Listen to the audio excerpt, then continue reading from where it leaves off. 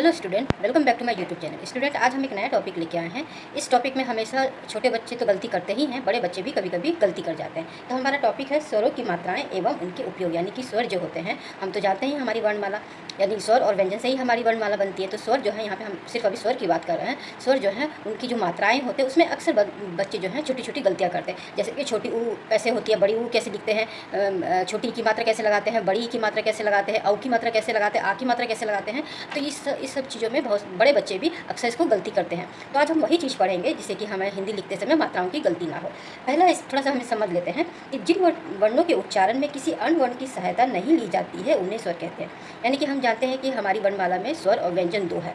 जिन वर्णों के उच्चारण में, यानी कि जिन वर्णों को जब हम बोलते हैं उनके उच्चारण में जब हम किसी अन्य वर्णों की सहायता नहीं लेते हैं, ठीक है, तो उसी को हम क्या कहते हैं, स्वर कहते हैं। यानी कि स्वर जो है वो स्वतंत्र होता है, ठीक है। ये ही जो स्वर जो है वो व्यंजन के साथ सम्मिलित होकर के एक नया शब्द या एक नया वर्ण की रचना होती है। नेक्स्ट पॉइंट क्या है, स्वरों को व्यंजन के साथ विशिष्ट चिन्हों के साथ प्रयोग किए जाते हैं। ये चिन्ह मात्राएं कहलाते हैं। अब यहाँ पे देखिए स्टूडेंट, ये जो स्वर होती हैं, स्वर को जब हम व्यंजन के साथ प्रयोग करते हैं, व्यंजन के साथ जब हम स्वर का इस्तेमाल करते हैं, तो उस इस्तेमाल करते समय वो जो स्वर होते हैं एक विशिष्ट प्रकार के चिन्ह के रूप में प्रयोग किए जाते हैं। उनको ही हम मात्रा कहते हैं, ठीक है। जो चिन्ह होते हैं, हम तो जानते हैं स्वर क्या है, लेकिन उनके चिन्ह होते हैं, उन चिन्हों का ही हम व्यंजन में प्रयोग करते हैं, ठीक है। नेक्स्ट पॉइंट क्या है, व्यंजन के पहले स्वर अपने मूल रूप में होता है। यानी कि जब हम व्यंजन जो है उसके पहले कोई भी व्यंजन, जैसे हो गया क हो गया, ख हो गया, घ हो गया, झ हो गया, ज हो गया, ये जो व्यंजन है व्यंजन से पहले है ना, व्यंजन से पहले स्वर जो होता है वो अपने मूल रूप में होता है। मूल रूप यानी कि जैसे आ ई जैसे हम लिखते हैं ना, जैसे ये हो गया आ, ठीक है, ई ऊ, ये है होता है इसी, यही हमारा क्या है, मूल रूप है। ये जो है हमारी, ये क्या है, हमारा मूल रूप है। इस मूल रूप में प्रयोग किया जाता है कैसे, तब जब व्यंजन से पहले जब हम स्वर का इस्तेमाल करते हैं तो वो अपने मूल रूप में प्रयोग होता है। उदाहरण से हम समझते हैं, जैसे कि यहाँ पे आज़ादी, मैंने एक शब्द लिया। अब यहाँ पे देखिए आज़ादी में क्या है स्टूडेंट, ये ज जो है, ज से पहले आ आया है, यानी कि ये आ जो है वो स्वर है, और स्वर जो है अपने मूल रूप में है ना, वो अपने मूल रूप में है, ठीक है। इसी तरह ईमान हो गया, एकता हो गया। तो इस तरह के जो शब्द होते हैं जिसमें कि जो आपके जो ये व्यंजन है, व्यंजन से पहले जो स्वर आते हैं वो हमेशा मूल रूप में रहेगा, ठीक है। एक पॉइंट तो ये हो गया। एक पॉइंट ये एक और है इसका कि व्यंजन के बाद जब स्वर की मात्रा के रूप में प्रयोग किए जाते हैं, यानी कि व्यंजन के बाद जो स्वर आते हैं वो हमेशा मात्रा में प्रयोग किए जाते हैं। उनके जो चिन्ह होते हैं, चिन्ह का प्रयोग किया जाता है। जैसे उदाहरण से आप समझते हैं, ये जो हमारे मूल रूप है आ ई, इसके जो चिन्ह होते हैं, अब यहाँ पे हम देखते हैं। पहला उदाहरण हमने लिया है जैसे वार, ठीक है। ये वार हमने एक शब्द लिया। अब यहाँ पे देखिए वार जो है ये व्यंजन है, व जो है क्या है, ये व्यंजन है हमारा, ये क्या है, व्यंजन हो गया, ठीक है। व्यंजन के बाद ये जो आज स्वर आया है, जो मात्रा है, ऐसे करके ऐसे वाली जो मात्रा है, ये हमारा क्या है, व्यंजन के बाद आया। ये चिन्ह है हमारा, ये किसकी मात्रा है, ये आ की मात्रा है। जैसे ये अ है, ठीक है, ये अ जो है ये अपने मूल रूप में है, और इसकी जो मात्रा हो गई वो ऐसे होती है। ये क्या हो गई, ये मात्रा हो गई, ठीक है। ये चिन्ह हो गया, ये विशेष चिन्ह हो गया, ये मात्रा हो गई। तो जो व्यंजन के बाद जब स्वर का हम इस्तेमाल करते हैं तो उसमें हमको मात्रा का हम प्रयोग करते हैं।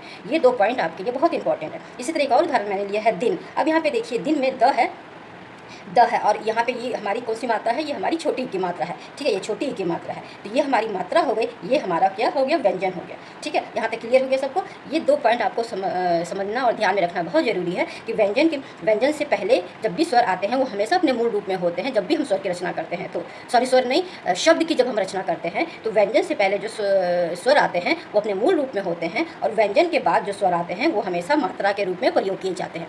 यहाँ तक क्लियर हो गया। आगे बढ़ते हैं। आगे है स्टूडेंट, यहाँ पे देखिए स्टूडेंट, मैंने मात्राएं लगाई। ये हमारे स्वर है, ठीक है, स्वर आ ई, ये हमारे औ तक क्या है, स्वर है, ठीक है।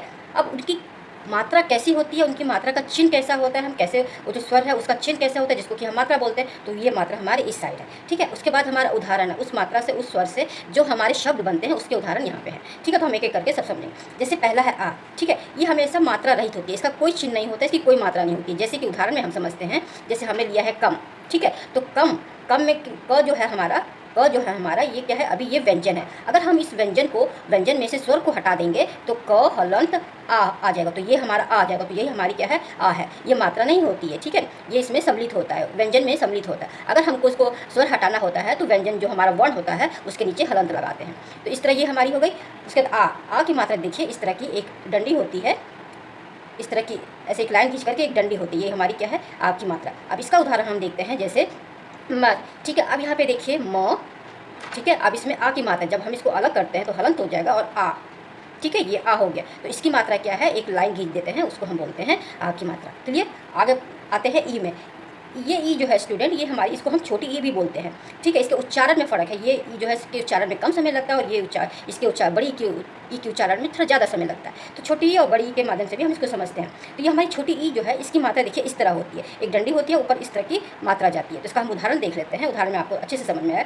उदाहरण मैंने लिया है कितना। अब यहाँ पे देखिए कितना, क में जो है ये हमारी क्या है, छोटी ई की मात्रा है। छोटी ई की मात्रा हमेशा आपके जो लेफ्ट हैंड है आपकी, हमेशा लेफ्ट हैंड की ओर से जाती है ऊपर, इस तरह ऐसे करके जाएगी। ठीक है, ये हमारा कितना हो गया। तो ये हमारे क्या हो गया, ये इसको बोलते हैं छोटी ई की मात्रा। ठीक है, उसके बाद इसका एक ये उदाहरण है कितना, ये शब्द है, ये उदाहरण है।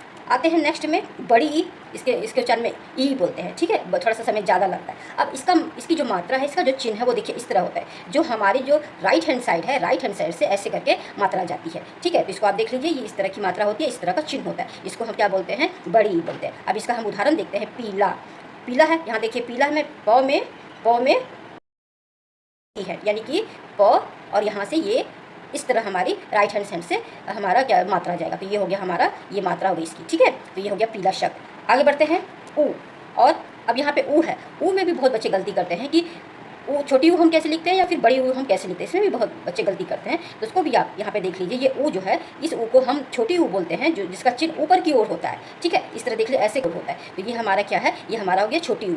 तो इस छोटी ऊ का शब्द हम देख लेते हैं, जैसे कि अब यहाँ पे देखिए धुन, यहाँ पे ऊपर से ऐसे करके जा रहा है, तो ये हमारा क्या है, धुन। ठीक है, यहाँ इसको बोलते हैं छोटी ऊ की मात्रा। ठीक है, उसके बाद आते हैं हम बड़ी ऊ। बड़ी ऊ में देखिए ऊ और इसमें बीच में ऐसे निकला हुआ होता है, इसको हम क्या बोलते हैं, बड़ी ऊ। ये हम तो स्वयं में पढ़ें। इसकी मात्रा क्या है, इसको ऐसे नीचे की ओर, इसका जो होता है वो नीचे की ओर होता है। इस तरह ये नीचे की ओर होते हैं। जो भी हम व्यंजन लिखते हैं उसके नीचे इस तरह का लगा हुआ होता है। तो इसका हम शब्द देखते हैं। ये हो गया पूरा, और ठीक है पूरा। अब यहाँ पे देखिए पूरा, और ये नीचे की ओर है। ठीक है, तो ये क्या हो गया, ये हमारा बड़ी ऊ की मात्रा हो गया। ठीक है, अब यहाँ पे एक चीज़ और समझना है स्टूडेंट आप लोगों को, कि जो छोटी ऊ और बड़ी ऊ जो होता है वो र के साथ कैसे इस्तेमाल होता है। जैसे कि हमारा जो ये र शब्द है, यहाँ मैं बता रही हूँ आपको, यहाँ पे ये जो हमारा र शब्द नहीं, सॉरी, ये हमारा जो र वर्ण है, इसके साथ हम बड़ी ऊ, यानी कि ये देखिए बड़ी ऊ और ये हमारा छोटी ऊ, इसका इस्तेमाल हम कैसे करेंगे।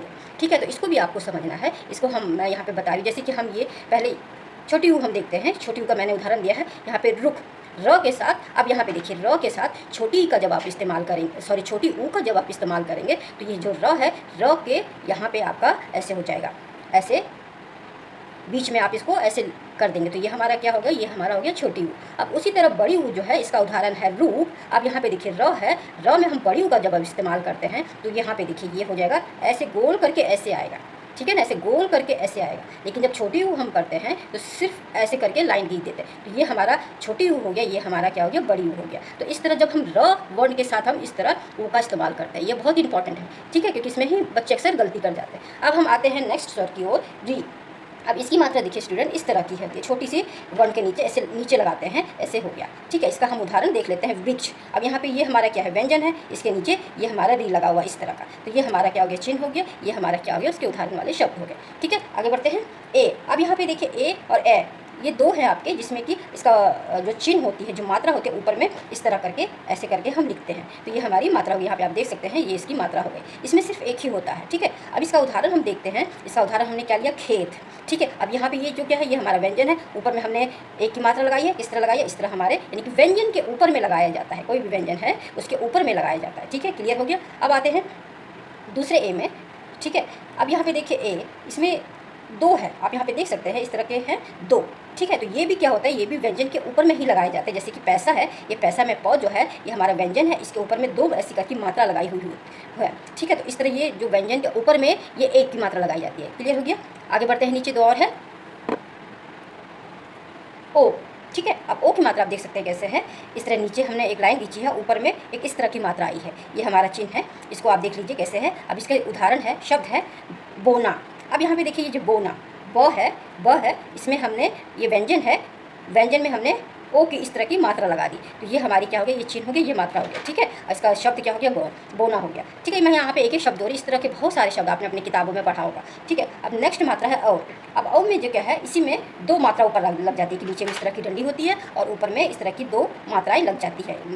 तो इसका चिन्ह ये है। ठीक है, इसका शब्द जो है देखिए पौधा, पौधा है इसका शब्द, यानी कि प है, इस पर इस तरह की जो मात्रा है ये हमारी हो गया औ की मात्रा। ठीक है, तो यहाँ पे स्टूडेंट आपने देखे अ से लेकर औ तक, ठीक है, अ से लेकर औ तक की सारे चिन्हों को आप अपने दिमाग में रख लीजिए, क्योंकि इस चिन्हों के माध्यम से ही जब आप शब्द बनाते हैं तो इन चिन्हों का ही इस्तेमाल करते हैं, ठीक है, यानी कि व्यंजन के साथ स्वर का इस्तेमाल करके ही शब्द बनते हैं। तो इस सारे चिन्हों को आप दिमाग में रख लीजिए कि छोटी ऊ कैसे लिखते हैं, बड़ी ऊ कैसे लिखते हैं, ई की मात्रा, ओ की मात्रा, ये सब हम कैसे लिखते हैं, ये चिन्हों को आप याद कर लीजिए। यही क्या हो गई, ये हमारी मात्रा हो गई, ठीक है स्टूडेंट। इसमें कुछ और है स्वर में, स्टूडेंट स्वर में कुछ तीन मात्राएं और होती हैं जो कि स्वर में ही सम्मिलित होती है। पहला है अनुस्वरा, अनुनासिक और विसर्ग। ये सारे जो चिन्ह है, ये सारे जो मात्राएं हैं, वो भी इसको भी हम स्वर में ही शामिल करते हैं, ठीक है। अब यहाँ पे देखिए अनुस्वरा जो है वो उसका चिन्ह कैसे लिखते हैं। अनुस्वरा जो होता है वो अ होता है, ऊपर में बिंदी होती है, ठीक है। ये क्या है, ये अपने मूल रूप में है, ये अपने मूल रूप में है, स्वर है। ये क्या है, ये भी स्वर है और ये अपने मूल रूप में है, ठीक है। इसका चिन्ह क्या है, ये इसका चिन्ह है, इसको हम चिन्ह या मात्रा, ठीक है, चिन्ह या मात्रा बोलते हैं। इस तरह की मात्रा होती है अनुस्वरा की, ठीक है। उसके शब्द हम देखते हैं। वंदना, वह है, ये व्यंजन है, उसके ऊपर बिंदी लगाई जाती है, ठीक है। यहाँ ये जो हमने देखा ऐसी लाइन है, ऊपर में बिंदी, यानी कि ये जो व्यंजन है उसके ऊपर में ये लगाया जाता है बिंदी के रूप में, ठीक है। नेक्स्ट बढ़ते हैं, नेक्स्ट मात्रा में अनुनासिका। अब इसमें क्या करते हैं स्टूडेंट, इसकी आप शब्द देख लीजिए, सॉरी शब्द बोल रही हूँ, वर्ण देख लीजिए। स्वर का जो वर्ण है ये इस तरह की होती है। कैसे होती है, अ होती है, ऊपर से ये चंद्रमा और ये बिंदी होती है, ठीक है। ये हमारा स्वर है, ये भी हमारा स्वर है और ये क्या है, मूल रूप में है, ठीक है। ये मूल रूप में, इसका ये चिन्ह है, ये मात्रा है, ये चिन्ह है, ठीक है। चिन्ह कैसे होती है, ऊपर में चंद्र बिंदु होती है। अब हम उदाहरण देखते हैं, गाँव, ये हमारा गाँव है, गाँव ग है, ये हमारा व्यंजन है, ऊपर में देखिए चंद्र बिंदु है। तो इस तरह हमारा ये शब्द हो गया, ठीक है। नेक्स्ट है विसर्ग। विसर्ग की जो ये हमारा वन है, अ होती है और सामने में दो बिंदी लगाई जाती है, ठीक है। इस तरह दो बिंदी लगाई जाती है। ये भी स्वर में ही आते हैं, ठीक है, स्वर वाले वर्ण हैं और ये भी अपने मूल रूप में हैं, ठीक है, मूल स्वर है या मूल रूप में है, ठीक है। अब यहाँ पे इसका चिन्ह, ये चिन्ह क्या है, सिर्फ दो इस तरह की बिंदियाँ होती हैं। यहाँ पे देखिए दो इस तरह की बिंदियाँ होती है। इसके शब्द जो है प्रातः, यहाँ पे देखिए प्रातः हमने लिखा, उसके बाद हमने ये दो बिंदी लगा दी, तो ये क्या हो गई, ये मात्रा हो गई, ठीक है। तो ये सारे जितने भी चिन्ह हैं, इस चिन्हों को ही मात्राएं बोलती है। ये जो स्वर हमारे हैं, जो वर्ण, स्वर के जो वर्ण है, वो जब हम व्यंजन में जब इसका इस्तेमाल करते हैं तो वो स्वर के मात्रा के रूप में ही वो प्रयोग किए जाते हैं। तो इस तरह मैंने सारे स्वर के आपको मात्राएँ और चिन्ह बता दिए। उसके एक एग्जाम्पल भी, उदाहरण भी मैंने दे दिए, जिससे कि आप कन्फ्यूज ना हो।